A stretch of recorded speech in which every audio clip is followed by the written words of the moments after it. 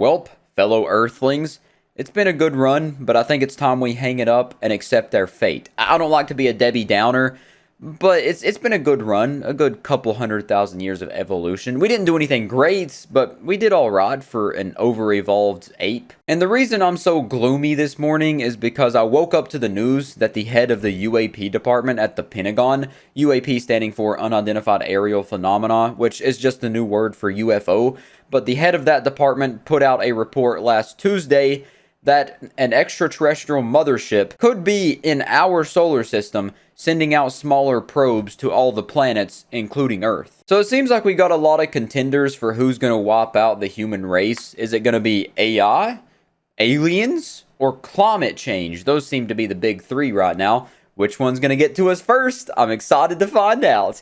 But what we're talking about today, this alien mothership, it all comes from this report right here, this 6-page report titled Physical Constraints on Unidentified Aerial Phenomena by Abraham Loeb and Sean M. Kirkpatrick. And Abraham Loeb, by the way, he's a chairman at Harvard for the astronomy department. So, you know, when a big 5-head giga-chad dude from Harvard is in on something like this, you might want to give us some credit. Now, the release of something this massive regarding alien extraterrestrial life feels a bit too on the nose with, covering up something major happening on Earth. Something like, I don't know, the banks currently failing. Now, I don't want to start rolling out the tinfoil and get all conspiratorial, but the timing, it's kind of perfect.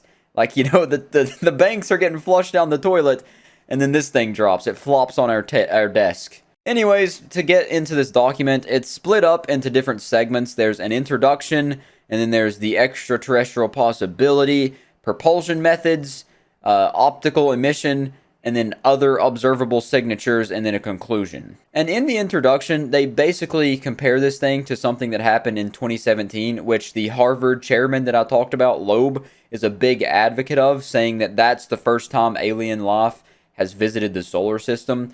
And they named it, and this event happened, like I said, in 2017, over top of Hawaii, and they named it Omamauo. That's just words coming out of my mouth. I don't know what I just said, but it means scout in Hawaiian. And scout in Hawaiian is described as appeared to have an extreme flat shape and was pushed away from the sun without showing a cometary tail of gas and dust, raising the possibility that this was a thin and artificial in origin. And then 3 years later, the same thing that discovered the word I can't pronounce, the Pan-STARRS, discovered a definitively artificial object, which is NASA's rocket booster 2020 SQ, which exhibited similar behavior with an extreme shape, a push by the solar radiation pressure, and no cometary tail because its thin walls were made of stainless steel.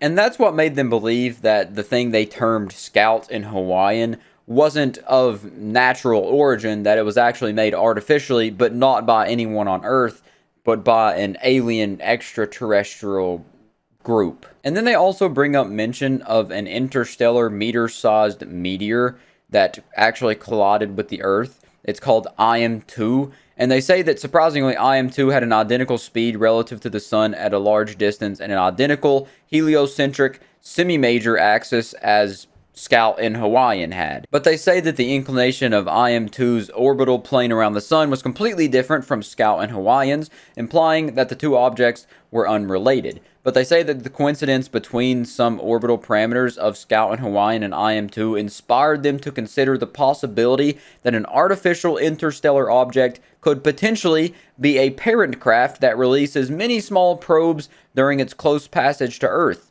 an operational construct not too dissimilar from the NASA missions. So basically what they're saying is that this extraterrestrial mothership could be sending out probes, much like how we do, to go explore other planets, except we're the ones being explored now. They're the ones taking a peek at us, looking in and seeing what we're up to. Now, after that bit of existential fuel for your fire, this might leave you feeling a bit hopeless for humanity, like, oh, it's over, the end times are near, and yeah, maybe they are.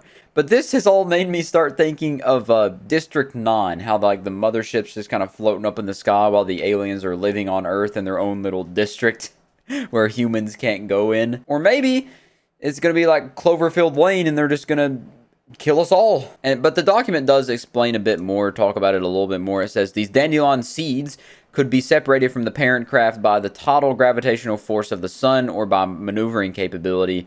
A small ejection speed from far away could lead to a large deviation from the trajectory of the parent craft near the sun. With proper design, these tiny probes would reach the Earth or other solar system planets for exploration as the parent craft passes by within a fraction of the Earth-Sun separation, just like Scout in Hawaiian did. And if all that isn't enough to make you get your binoculars and your telescopes out, just staring at the sky all day waiting for this mothership, they also explain that astronomers would not be able to notice the spray of mini probes because they do not reflect enough sunlight for existing survey telescopes to notice them. So on top of the scary possibility that a mothership's already in our solar system, we wouldn't even be able to detect these things coming, these little mini probes, if they sent them to Earth. And this news is coming right after that whole fiasco with the Chinese spy balloon situation, and then the 3 unidentified flying objects that were spotted and also shot down after that.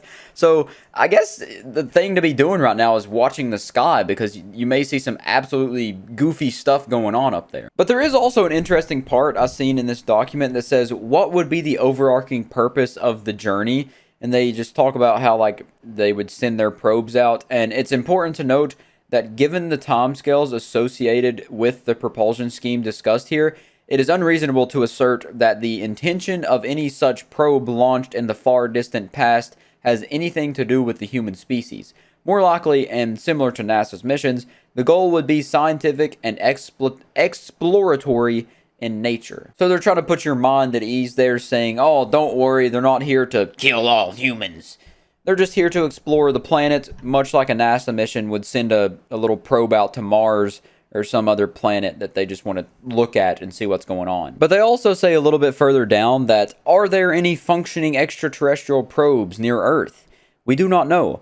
But the Galileo Project 2021 intends to use the scientific method to explore this possibility. And there's also some other pretty interesting things in this document, not really much that's worth talking about, but they say that, like, the academic interest in UAP stems from their potential non-human technological origin, and that extraterrestrial equipment could arrive in 2 forms if it were to arrive on Earth.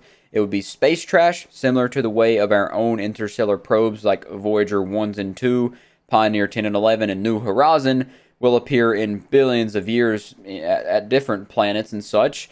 Or it'll be functional equipment such as autonomous devices equipped with AI, and that electronic probes employing conventional chemical propulsion and refueling that we currently understand would be a likely choice for travel within a planetary system. And that doesn't really have anything to do directly with the mothership in question, but it's just interesting thought experiments at the very least, something to think about. I like, pondering up on a midnight dreary while I'm weak and weary about what's going on up there in space. So this stuff's pretty fun to read. And then they also talk about some real scientific stuff, if you can see by these formulas and whatnot, under the propulsion methods segment. And then even bigger equations under the optical emissions segment. And those segments are basically just a bunch of scientific mumbo-jumbo explaining like what and how it would have to function to do certain things. It's just, I don't really particularly understand it. I'm not going to act like I do.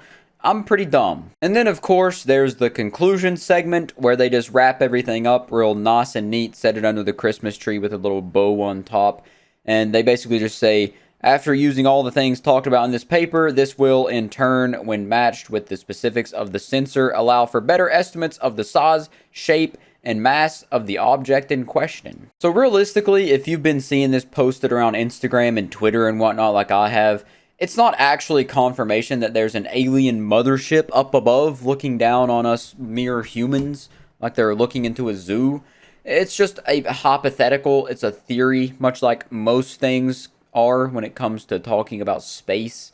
Pretty much everything's a theory until it gets confirmed. So until this gets confirmed, I don't guess you have nothing to worry about except for, everything that's happening on Earth already, which is pretty scary.